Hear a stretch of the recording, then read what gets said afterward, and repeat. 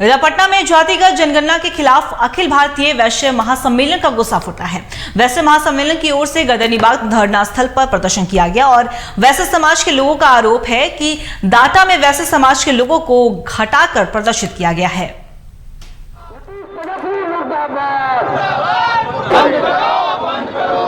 समाज के साथ धोखाधड़ी बंद करो, जातीय जनगणना घोटालेबाज शर्म करो, वैश्य समाज के वास्तविक संख्या को प्रकाशित करो, वैश्य समाज के वास्तविक संख्या को प्रकाशित करो। नीतीश तेजस्वी मुर्दाबाद, नीतीश तेजस्वी मुर्दाबाद। वैश्य समाज के साथ धोखाधड़ी बंद करो, जातीय जनगणना घोटालेबाज शर्म करो, वैश्य समाज के वास्तविक संख्या को प्रकाशित करो, वैश्य समाज के वास्तविक संख्या को प्रकाशित करो। नीतीश तेजस्वी मुर्दाबाद, नीतीश तेजस्वी मुर्दाबाद। वैश्य समाज के साथ धोखाधड़ी बंद करो।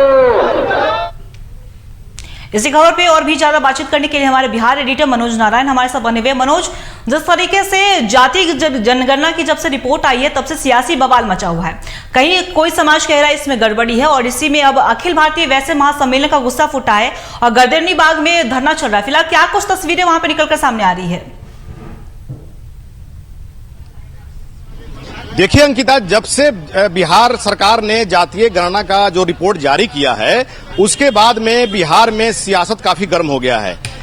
चूंकि पार्लियामेंट्री चुनाव का काउंटडाउन शुरू हो गया है, 2025 में असेंबली चुनाव भी है, तो एक तरह से कहा जाए तो चुनावी पर्व की शुरुआत हो गई है। ऐसे में प्रशांत किशोर ने जिस तरह से कहा था कि ये नीतीश कुमार और आरजेडी ने मिल करके ये अंतिम दांव खेला है, ये जाति पाति का जो बंटवारा कर करके वोट बैंक को पोलराइज करने की कोशिश की गई है। तो जाहिर सी बात है कि जब से जातीय गणना का सर्वे ये जो डाटा रिलीज किया गया उसके बाद में बहुत सारे ऐसे समाज के लोग हैं, जाति के जो नेता हैं, उनका लगातार आरोप हो रहा है। बहुत सारे ऐसे दल के भी नेता हैं, विपक्षी पार्टी तो हमलावर है ही, और ये बिहार सरकार पर ये आरोप ये लगातार लग रहा है कि ये जो सर्वे, ये जो डाटा जो जारी किया गया है, कहने को तो शुरुआत हुई थी कि ये सर्वे किया जा रहा है ताकि इसमें जो भी गरीब लोग हैं, जो पिछड़े लोग हैं, उनको मेन स्ट्रीम में लाया जाए, उनके लिए उत्थान करने वाली योजना की शुरुआत की जाए। तो और यहाँ पर विपक्षी का ये भी साफ तौर पे कहना है कि ये जो है घर पर बैठ करके ये डाटा जो है जारी कर दिया गया है, इसमें बहुत फर्जीवाड़ा है, और जो डाटा रिलीज किया गया है इसमें बहुत सारे ऐसे लोग हैं जिनके घर पर गणना करने वाले लोग गए नहीं है। और इसी कड़ी में अब वैश्य आप मेरे पीछे देख सकते हैं कि यहाँ पर जो है अखिल भारतीय वैश्य महासम्मेलन का आयोजन किया गया है। एक दिवसीय धरना है, गर्दनीबाग ये जो धरना स्थल है यहाँ पे ये लोग धरना कर रहे हैं और इनका जो है साफ तौर पे ये खुला चेतावनी दे रहे हैं सरकार को कि इसमें जो भी गड़बड़ियां विसंगतियां हैं उसको दूर किया जाए। अगर दूर नहीं किया जाता है तो ये लोग आंदोलन करेंगे। तो जाहिर सी बात है कि यहाँ पर जो भी लोग बैठे हुए हैं ये सभी वैश्य समाज के लोग हैं और इनका साफ तौर पे कहना है कि जो बिहार सरकार ने डाटा रिलीज किया है ये जो है विसंगतियों से भरा हुआ है। अभी हम लोग के साथ में अंकिता समीर जी हैं, एमएलसी पूर्व एमएलसी हैं, इन सुमन महासेठ जी हैं, इनसे भी बात करते हैं और जानने की कोशिश करते हैं कि आखिर आंकड़ा में क्या गड़बड़ी हुआ है। महासेठ जी, आखिर ये आंकड़ा में क्या गड़बड़ी हो गया है कि आप लोग आंदोलन? देखिए, 2011 की जनगणना में जो है हम लोग को 28% दिखाया गया था और चूंकि अभी जो जनगणना किया गया है मात्र 18% ही दिखाया गया है। आप देखेंगे कि जो सत्ता पक्ष के साथ जो जाति है उसकी पॉपुलेशन बढ़ रही है और जो विपक्ष में उसकी पॉपुलेशन घटा रहे हैं।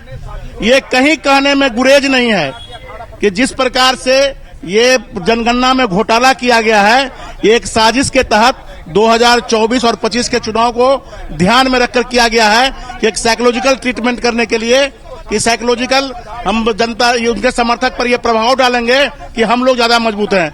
लेकिन यहाँ की जनता जो है वो जगी हुई है और समझदार है, इसलिए 24 और 25 के चुनाव में अगर ये घोटाला में सुधार नहीं किया गया तो जनता तैयार है उनको करने के लिए। लेकिन आपके जो भी नेता हैं वो तो लगातार ये आरोप लगा रहे हैं कि वैश्य समुदाय में भी जो है डिवाइड कर दिया गया है, डाटा इधर से उधर कर दिया गया है। ये तो हमें इसीलिए तो हम लोग धरना पर बैठे हुए कि वैश्य समाज में डिवाइड जो किया गया है तब गलत किया गया है। हर एक जाति में सरकार के जो समर्थक जाति हैं उनमें भी कई उपजातियां हैं। सरकार के हम लोग में भी कई उपजातियां हैं, लेकिन जब सरकार के समर्थक की जातियों को एक जगह दिखाया गया उपजातियों को, तो वैश्य समाज के भी उपजातियों को एक जगह दिखाना चाहिए। इसीलिए परिवार मेरा एक ही है, हम एक ही पूर्वज के वंशज हैं, कोई हमारे पूर्वज अलग नहीं है। लेकिन ये कर्म के आधार पर यहाँ जात की जब बंटवारा थी उस समय में उपजातियां में लोग कहते थे। इसीलिए आज के दिन में जो सरकार ये घोटाला की है उस घोटाला का हम लोग जवाब देने के लिए तैयार हैं और देख रहे होंगे कि सभी युवा वर्ग पूरा तैयार है उनको जवाब देने के लिए सरकार को।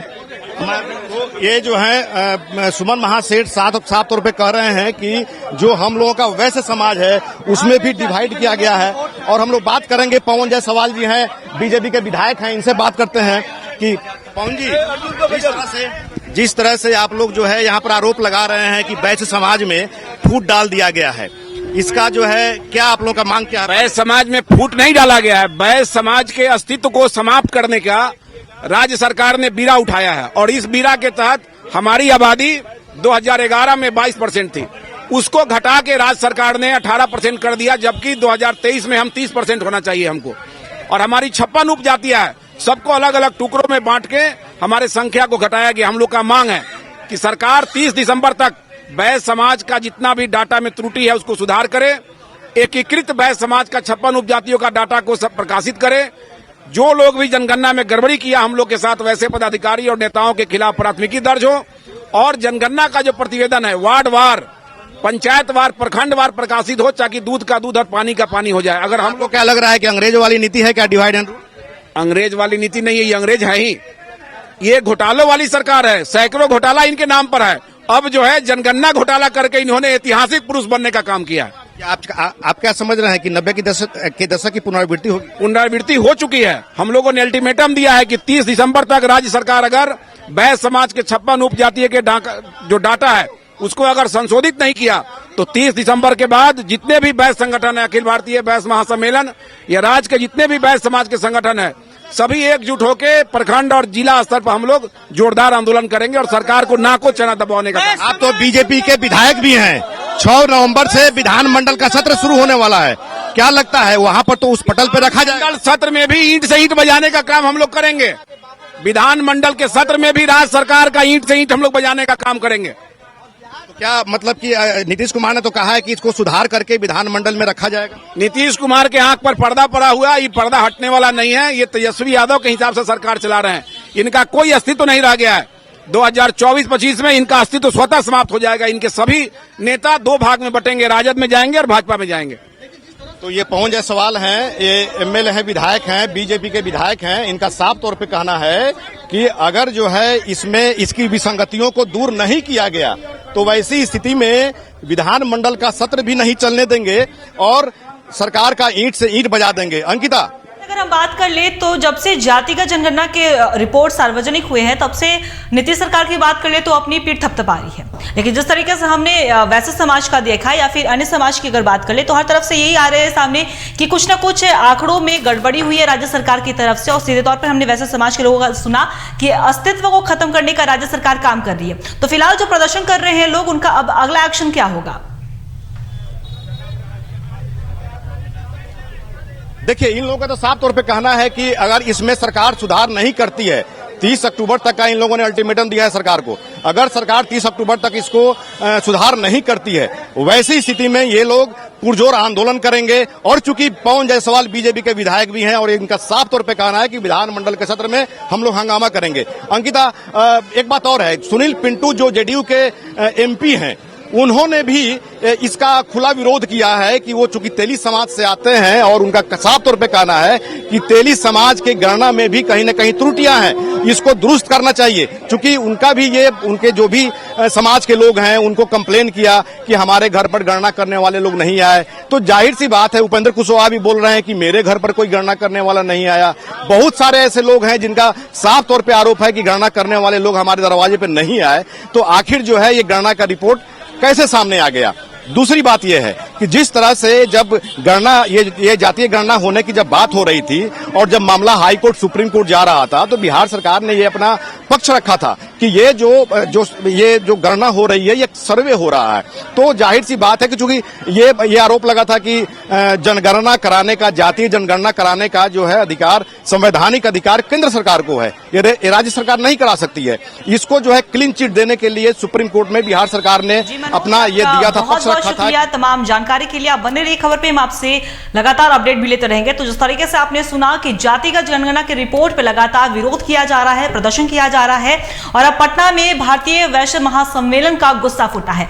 वैश्य महासम्मेलन की ओर से गर्दनी बाग धरना स्थल पर धरना प्रदर्शन किया गया, और जिस तरीके से हमारे बिहार एडिटर ने उनसे बात की तो सीधे तौर पर उन्होंने राज्य सरकार पर हमला बोलते हुए कहा कि राज्य सरकार ने वैश्य समाज के अस्तित्व को खत्म करने का काम किया है। अब देखने वाली बात हुई इस पर सत्ता पक्ष का क्या कुछ रिएक्शन सामने आता है।